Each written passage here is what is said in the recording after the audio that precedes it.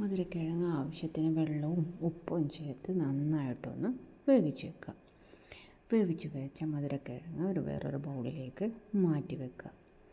അതൊന്ന് തണുത്തതിന് ശേഷം അതിൻ്റെ തൊലിയൊക്കെ നന്നായി ക്ലീൻ ചെയ്ത് നല്ല രീതിയിലൊന്ന് ഉടച്ചെടുക്കുക. നന്നായി ഉടച്ചെടുത്തിട്ടില്ലെങ്കിൽ നമ്മളത് പരത്തിയെടുക്കുമ്പോൾ അത് പൊട്ടിപ്പോകാൻ ചാൻസ് ഉണ്ട്. അതുകൊണ്ട് തന്നെ അത് നന്നായിട്ടൊന്ന് പേസ്റ്റ് പരുവത്തിൽ ഉടച്ചെടുക്കണം. അതിനുശേഷം ആവശ്യത്തിന് ഗോതമ്പ് പൊടിയും ആവശ്യത്തിന് ഉപ്പും മുളക് പൊടിയും കറിവേപ്പിലയും ചേർത്ത് നന്നായിട്ടൊന്ന് മിക്സ് ചെയ്യുക.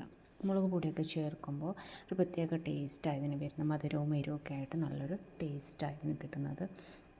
നമ്മളിത് മിക്സ് ചെയ്യുമ്പം വേറെ വെള്ളമൊന്നും ഒഴിക്കേണ്ട ആവശ്യമില്ല. മധുരക്കിഴങ്ങിൽ തന്നെ നമുക്കത് നന്നായിട്ട് മിക്സ് ചെയ്തെടുക്കാൻ പറ്റുന്നതാണ്. അതിനുശേഷം നമ്മളത് കുറച്ച് സമയം റെസ്റ്റ് ചെയ്യാൻ വെക്കുന്നത് നല്ലതാണ്. അല്ലെങ്കിലും കുഴപ്പമൊന്നുമില്ല. അതിനുശേഷം നൈസായിട്ട് പരത്തിയിട്ട് ചൂടായ കല്ലിലേക്ക് ഇട്ട് കൊടുക്കുക. അതിൻ്റെ രണ്ട് സൈഡിലും ബട്ടർ പുരട്ടി കൊടുക്കുക. മധുരക്കിഴങ്ങ് കഴിക്കാത്ത കുഞ്ഞുങ്ങളൊക്കെ ഉണ്ടെങ്കിൽ ഇതുപോലെ ആക്കി കൊടുത്തിട്ടുണ്ടെങ്കിൽ അവർക്ക് വളരെയധികം ഇഷ്ടപ്പെടും. കുഞ്ഞുങ്ങളൊക്കെ നന്നായിട്ട് ഇത് കഴിക്കും. എല്ലാവരും ഒന്ന് ട്രൈ ചെയ്ത് നോക്കൂ. Thank you.